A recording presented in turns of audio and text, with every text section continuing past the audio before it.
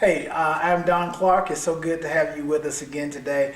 As I've stated previously, today we want to always make sure that we have somebody that will benefit our community and enlighten us to some of the things that are going on in our community. And today I have with me from the Department of Labor, Ms. Jessica Jenkins.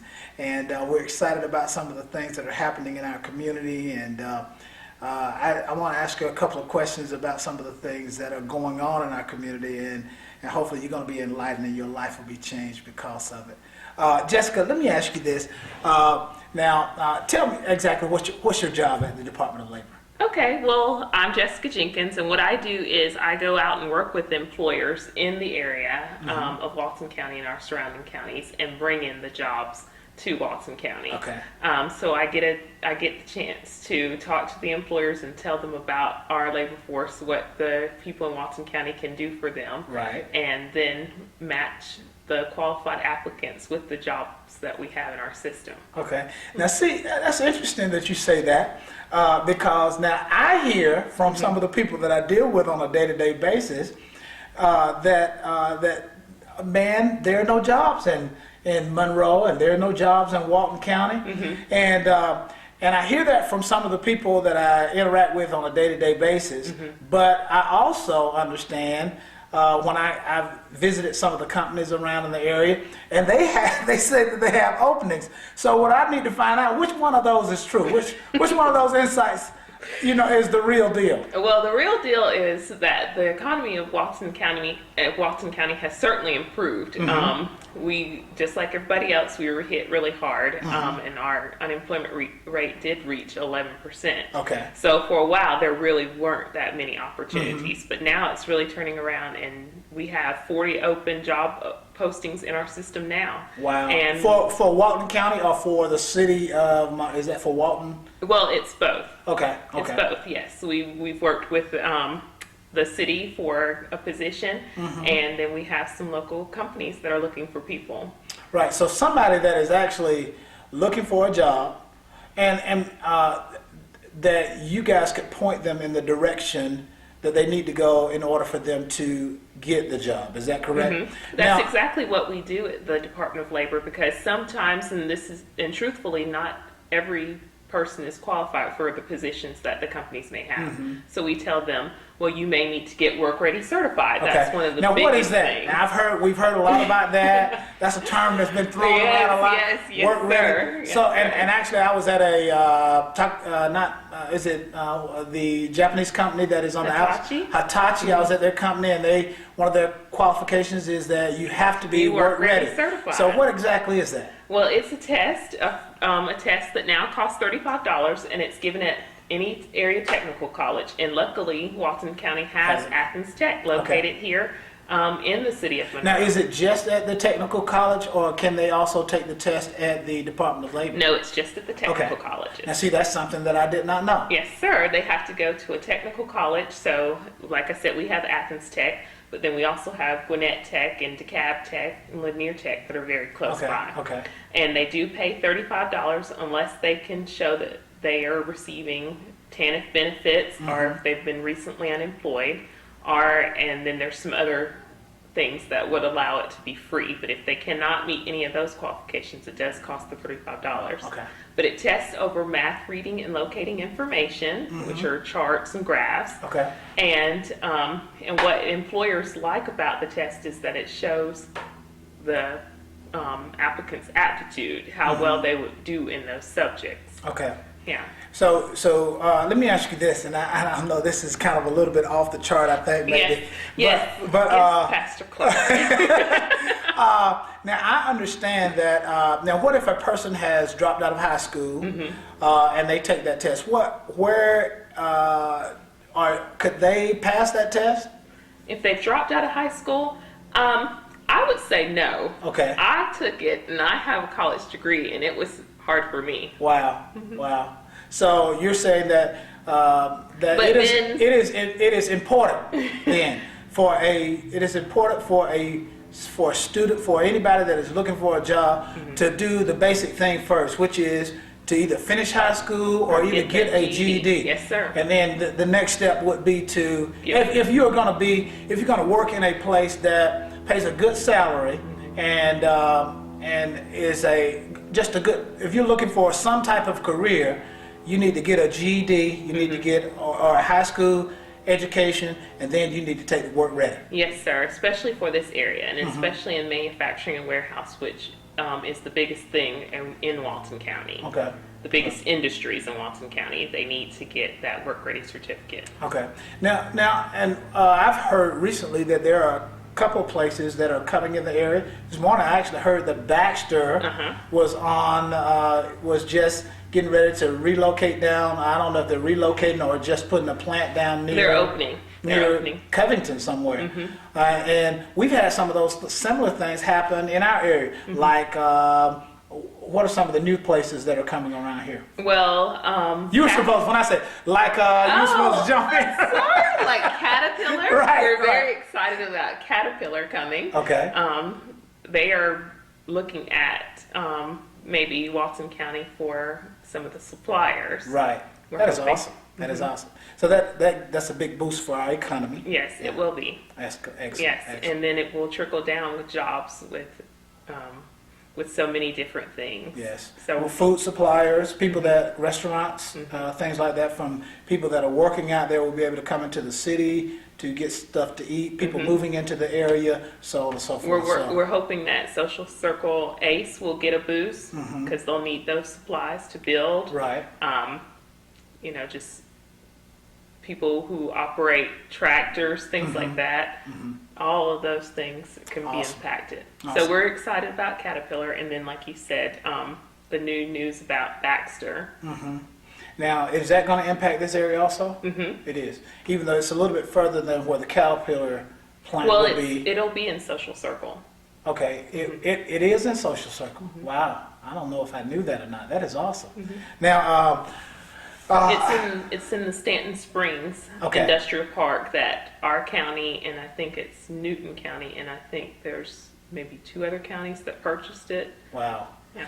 Now, when we talked about me going out to the plant, Walmart distribution and some of those places like that, and I heard that each one of those places have openings, and I actually, and I don't know if you know this or not, and I'm not asking you to say, well, they do have or they don't have openings, but they have had a problem. And you can tell me if this is true or not. Okay. Maintaining employees, high turnover. Is that something that I could ask? I don't know. I actually don't know. I've heard that there's been some high turnover because of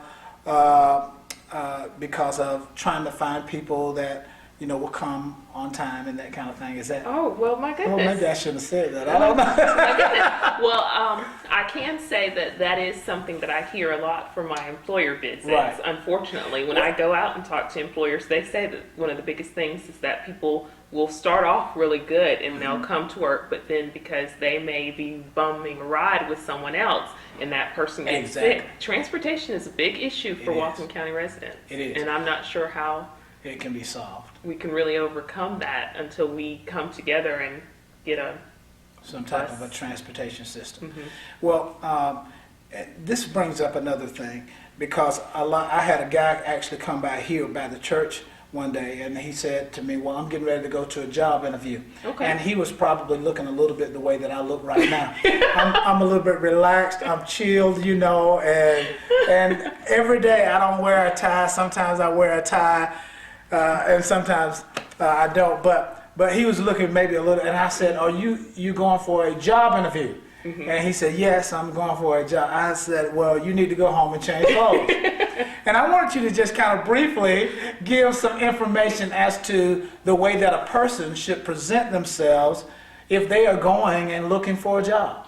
Okay. Well, we certainly say that jeans are a big no-no. Wait, you shouldn't have said that. I got jeans on right now. Yeah, so Pastor Clark, you would not be someone that an employer would definitely Oh my want to God. see. Oh my goodness. You wouldn't be their first choice. Okay. Now we And see, that matters when you are dealing with a large group of people that's trying to be employed, and you've got to be among 30 people that may be going for one job. That's true. You need to make sure that you're doing something that stands out. That's true. So you say no jeans. No jeans. No jeans. No tennis shoes. I know you're just committing so many sins. Okay, no jeans, no tennis shoes. A nice pair of khakis or dark slacks Right. will always be good. Now you're doing okay with the button-down shirt, Okay. but you want to tuck it in. Okay, I get You want to tuck the shirt in. All right. And then for ladies, some of the no-nos: not too much cleavage, not too much perfume. You don't want to have on too many pieces of jewelry that can distract. A lot of things that we see are, unfortunately, people just wear their pajamas when they come into our office, and we're the gatekeepers for the employer. Exactly. Wait. I maybe I misunderstood you.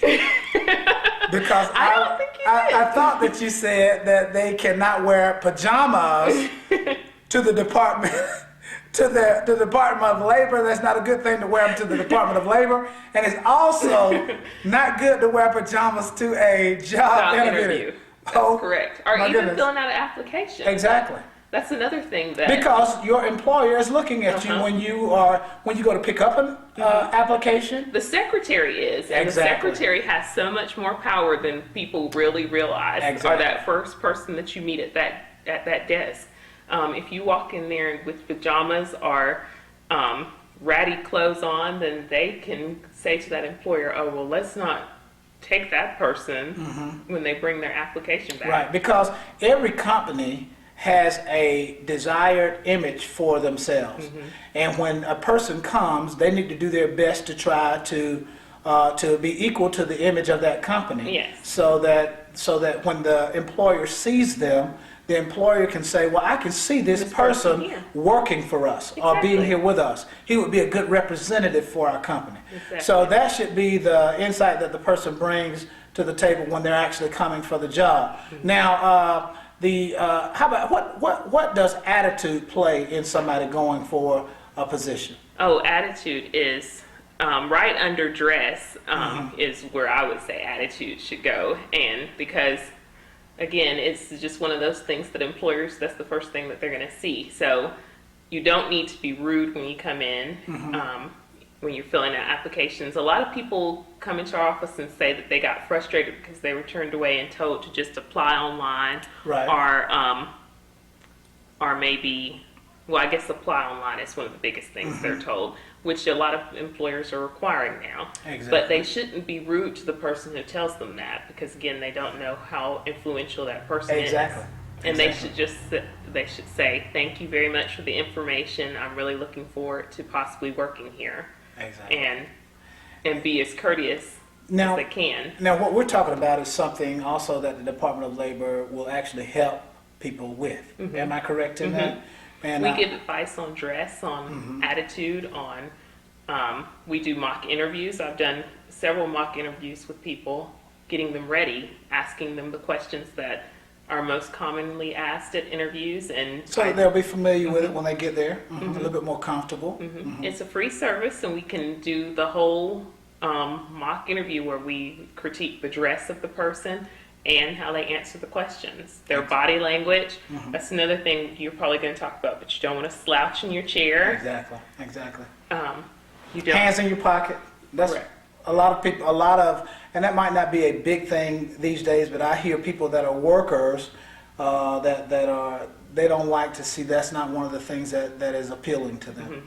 So, and all those things, I think one of the things that I really feel like is that our community actually has not been told a lot of that, and so they come to the job looking for a job, and they are unprepared for the atmosphere that they're actually getting ready to go in. So that is something that you guys can actually help prepare them. Now, it's been in the paper that you guys will at some point you may, and I don't think it's all said and done yet, but I think it's being looked at that your office here in Monroe might close.